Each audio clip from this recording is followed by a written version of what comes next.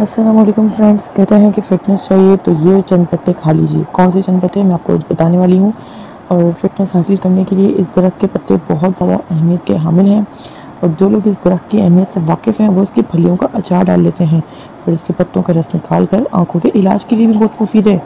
یہ درخت vitamin A سے بھرپور ہوتا ہے۔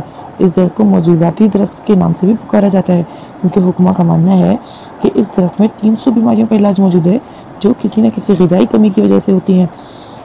فرینڈز، یہ پودا اتنا طاقتور ہے کہ وٹامن اے گاجر میں بہت زیادہ پایا جاتا ہے، مگر اس درخت میں گاجر سے 4 گنا زیادہ مقدار میں وٹامن اے موجود ہوتا ہے۔ فلاد پالک میں بہت زیادہ ہوتا ہے، مگر اس درخت میں پالک سے بھی زیادہ 4 گنا زیادہ فلاد پایا جاتا ہے۔ اس کے علاوہ پوٹیشیم جو کیلے میں بہت زیادہ مقدار میں موجود ہوتا ہے، مگر اس درخت میں کیلے سے بھی 15 گنا زیادہ موجود ہوتا ہے۔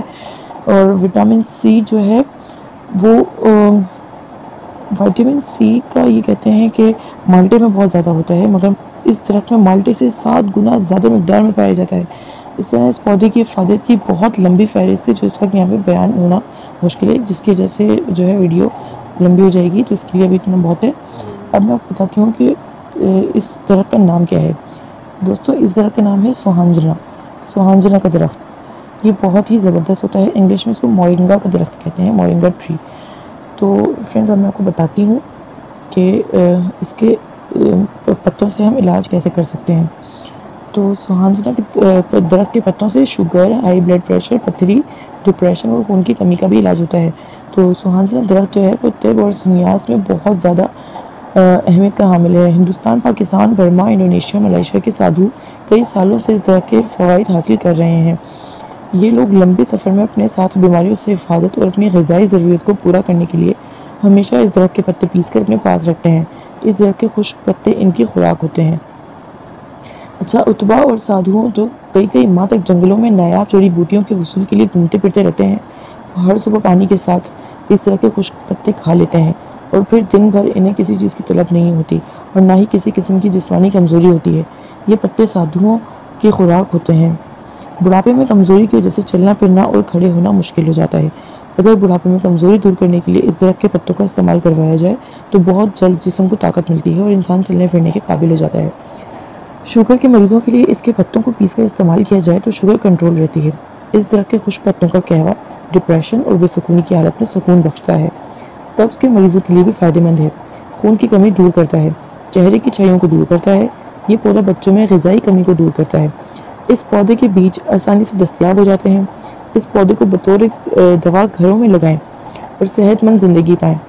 غیر فطری علاج کے بجائے قدرت کے اس خزانے سے فائدہ اٹھائیں، کیونکہ اللہ تبارک و تعالیٰ نے اس پودے کو انسان کے لیے صحت کے خزانے کی شکل میں پیدا کیا ہے۔ گردے کی ایسے مریض جن کے یورین میں پروٹین اور کیراٹائن زیادہ مقدار میں پائے جاتے ہوں، ان کے لیے بھی سوہانجنا کے پتوں کا قہوہ یا پتے آپ استعمال کریں، بہت زیادہ فائدہ مند ہے۔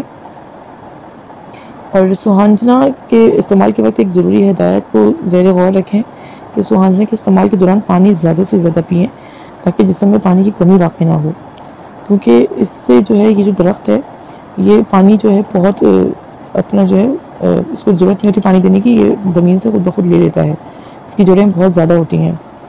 تو دوستوں، اب میں آپ کو بتاؤں گی کہ سوہانجنا کے پتوں کو بیماریوں سے علاج کے لیے استعمال کرنے کا اصل طریقہ کیا ہے۔